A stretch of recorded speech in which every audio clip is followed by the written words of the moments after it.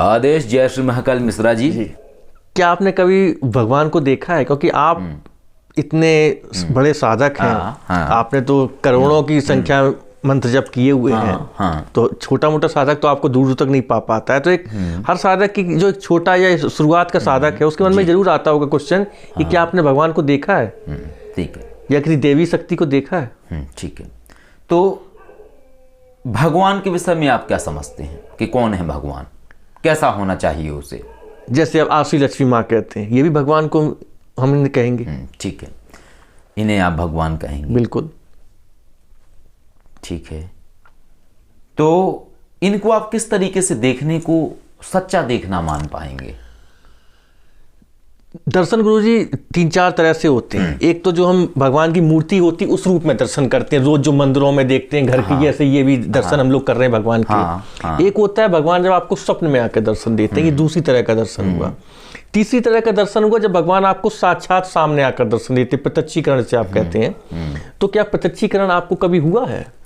अगर आप बताना चाहें तो मैं बताऊंगा, क्योंकि ये थोड़ा मैं बताऊंगा। देखिए, भगवान का दर्शन देना जो है जी, ये भी एक ऐसा विषय है जो स्वतः से घटित हो जाने वाला विषय है। जी बिल्कुल, हमारे वश का विषय नहीं। बिल्कुल नहीं। अब आप जो बात कह रहे हैं जी, तो इसमें से बहुत सारे दर्शन बहुत सारे लोगों को होते हैं, जैसे स्वप्न के, स्वप्न में दर्शन। तो ऐसे तमाम लोग मिलेंगे जिन्हें स्वप्न में दर्शन होते हैं भगवान के, शिव जी के, शिवलिंग दिखाई देना, हनुमान जी दिखाई देना, अन्य अलग अलग चीज़ें, ऐसे दर्शन होते हैं। और भी तरीके के दर्शन होते हैं। तो हमें जितनी भी चीज़ें आपने नाम लिए, ध्यान का आपने कहा है, स्वप्न का आपने कहा है, स्थूल का आपने कहा है, ठीक है। और इस स्थूल के बीच की एक अवस्था होती है अर्ध प्रत्यक्षीकरण। अर्ध प्रत्यक्षीकरण ऐसी अवस्था है, एक स्थूल है कि आप बैठे हैं, और एक ऐसी चीज है कि मैं आंखें खोले हुए हूं और आपके बगल में मुझे कोई बैठा दिख रहा है, ठीक है। एक ये अवस्था होती है, तो वो भी दिख रहा है, ठीक है। अब जो दिख रहा है इसकी प्रमाणिकता कैसे आएगी? क्योंकि हमने जितनी भी चीजें की हैं मिश्रा जी, वो प्रमाणिकता के आधार पे की हैं। ऐसा नहीं है कि जो हमें दिख रहा है वो दिख ही रहा है। जो दिख रहा है वो सच्चा है भी या नहीं, ये भी तो जानना जरूरी है।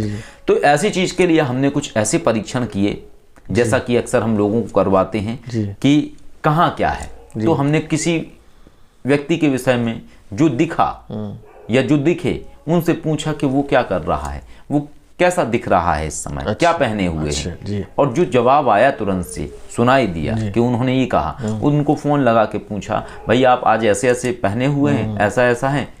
तो उन्होंने कहा हाँ ऐसा ऐसा है। अब हम कैसे मान लें कि वैसा वैसा है? हो सकता है मैं बेवकूफ़ बना रहा हूँ, तो हमने उसको वीडियो कॉल लगा दी, ऐसा ऐसा है, तो फिर तो है ना, जाहिर सी बात। तो हमने ऐसी प्रमाणिकताएं की हैं, तब जाके हमने किसी चीज को आधार माना है। तो पहले हम करते हैं स्थूल वाले रूप की बात। जो स्थूल वाले रूप की बात करेंगे हम, तो हमें जाना पड़ेगा बैक में, यानी 2013 जनवरी में।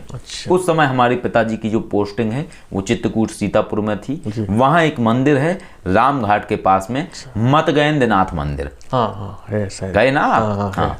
तो वहां से क्या है कि प्रातः वेला में हम 5 बजे निकले पिताजी के साथ में। तो वहां से एक सन्यासी आ रहे थे, त्रिशूल लिए चले आ रहे थे, और उनको पैसे देने के लिए हमने जेब में हाथ डाला और सिक्का पकड़ लिया हाथ में।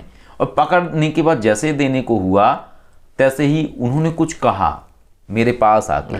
लेकिन वो स्पष्ट याद नहीं है क्या कहा, कुछ बुदबुदाहट और पतली सी आवाज में, बिल्कुल शांत स्वर में कहा, सिक्का पकड़े पकड़े विचार आया, ऐसे तो बहुत बाबा आते हैं, ठीक है, पकड़े पकड़े। और यही होता है अक्सर हर बार। क्योंकि देखिए, हम इस चीज के सदैव पक्ष में नहीं रहे हैं कि आप भगवान को दान दो, या आप भगवान के उन्हें कैसे दे सकते हो आप जो दुनिया को दे रहे हैं। नहीं, हम लोग की औकात नहीं है। सिक्का पकड़े रहे और फिर पिताजी बोले जय श्री राम, हमने भी कहा जय श्री राम।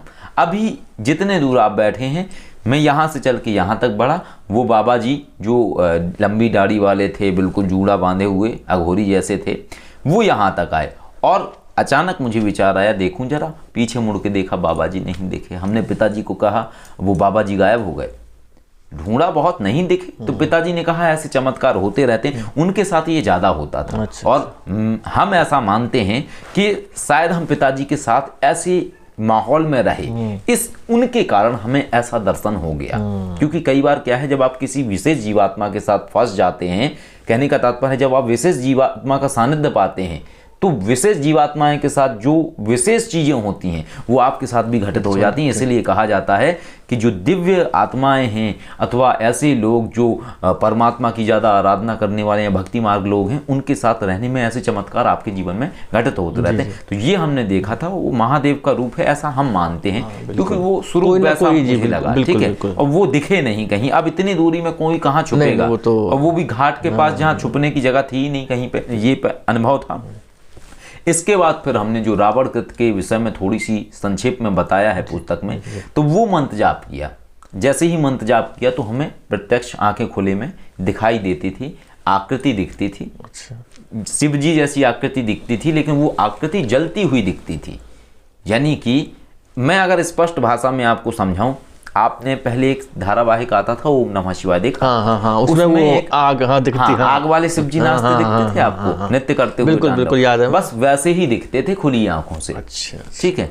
उस मंत्र को करने के टाइम पे, और उसी समय शिवकेशी जी को भी हमने मंत्र जाप कराया था। तब उनके साथ भी ऐसे ही कुछ अनुभव हुए थे, ठीक ना। तो इससे प्रमाणिकता होती है कि जो हो रहा था वो वास्तविक था। और जो ये प्रैक्टिकल्स मैंने आपको बताया कि ऐसा, तो वो सारे जवाब हमें ऐसा था कि दिखते थे वो केवल, और आवाज आती थी माइंड के अंदर। यानी खुली आंखों से वो दिखते थे, मन में होता था ओम नमः शिवाय या वो रावण कृत मंत्र, दोनों से ही होता था। जैसे ही हम करते थे तो माइंड में जवाब आता था। और कई बार ऐसा भी होता था कि उन्हीं ज्वालामय स्वरूप के बीच में टीवी जैसी चल जाती थी और उसके अंदर दृश्य दिख जाता था। जैसे किसी का है कि इनके कमरे के अंदर कितने सॉकेट लगे हुए हैं, कहाँ टीवी रखी हुई है, टीवी के ऊपर क्या है, तो दिख जाता था। टीवी के बगल में कृष्ण जी की मूर्ति है, 4 सॉकेट लगे हुए हैं, एक में चार्जर लगा है, झाड़ू गेट के बगल में, ऐसे दृश्य दिखते थे उसके अंदर। तो ये था हमारा।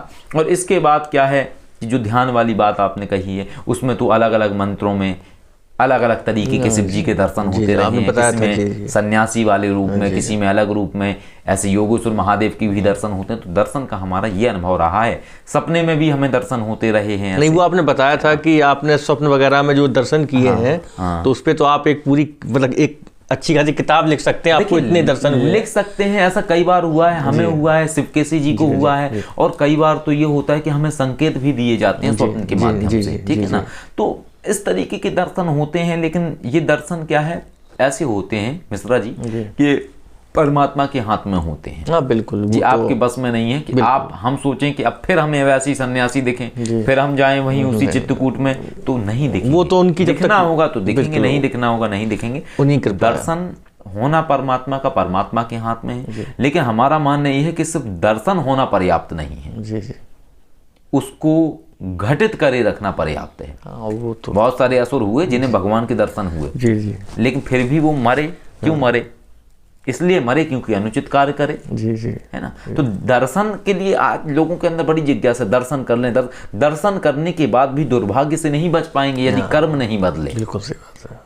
दर्शन करना महत्वपूर्ण नहीं है, सही मार्ग पर चलना महत्वपूर्ण है। उनकी कृपा मिलती रहे, दिखें वो चाहे ना दिखें, आपको सही मार्ग मिलता रहे, आप सही मार्ग पर जीवन में आगे बढ़ते रहें, लोगों का जन कल्याण करें, अपना स्व कल्याण करें। बस इतना पर्याप्त है जीवन जीने के लिए। बिल्कुल, है ना।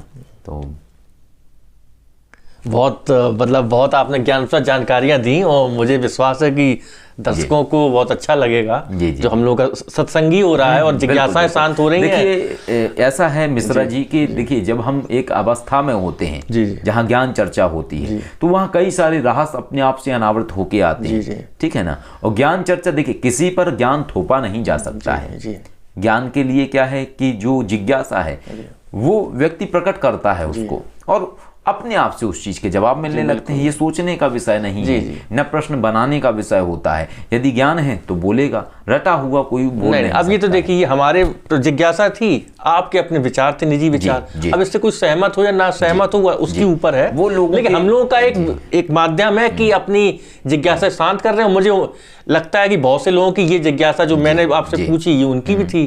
तो अगर उनको समाधान चाहिए तो अच्छी बात है, वरना तो देखिए जो समझते हैं उस चीज को, बिल्कुल, ठीक है, उन्हें बहुत कुछ समझ में आएगा। लेकिन जिनका विषय ही नहीं है वो, उनके तो फेरी टेल्स हैं, तो उनके लिए वो कार्य की चीज नहीं है। कहने का तात्पर्य यह है कि 5वीं क्लास में पढ़ने वाले के सामने आप BA MA की पुस्तकें रख देंगे तो वो समझने का विषय नहीं रहेगा उनका। लेकिन ऐसी ज्ञान चर्चा में आनंद आता है, मस्तिष्क का विकास होता है, कहने का तात्पर्य है बौद्धिक स्तर बढ़ता है व्यक्ति का, और जीवन में बहुत कुछ समझने के लिए बहुत सारे ऐसी बातें उनमें मिल जाती हैं जो व्यक्ति अगर अपने जीवन में उतारे तो बहुत कुछ अपने जीवन में घटित कर सकता है। तो यही है सारा कुछ। नहीं, बिल्कुल, बहुत अच्छा लगा आपसे बात करके, और मेरा हमें भी बहुत अच्छा लगा मिश्रा जी, और आशा करेंगे कि फिर जल्दी मुलाकात होगी आपसे, है ना। वैसे तो व्यस्तता रहती है तो बहुत समय से आपका बिजी रहते हैं, आपसे मिलना मतलब बहुत मुश्किल काम है। मुश्किल काम नहीं है मिश्रा जी, हम खुद ये समझिए कि कार्य में उलझे रहते हैं, समय निकालना थोड़ा सा बिल्कुल आप समझ सकते हैं जी। और बाकी तो देखिए हमें खुद भी आनंद आता है, ऐसा नहीं है ना आए आनंद, लेकिन उसके लिए समय होना अति आवश्यक है।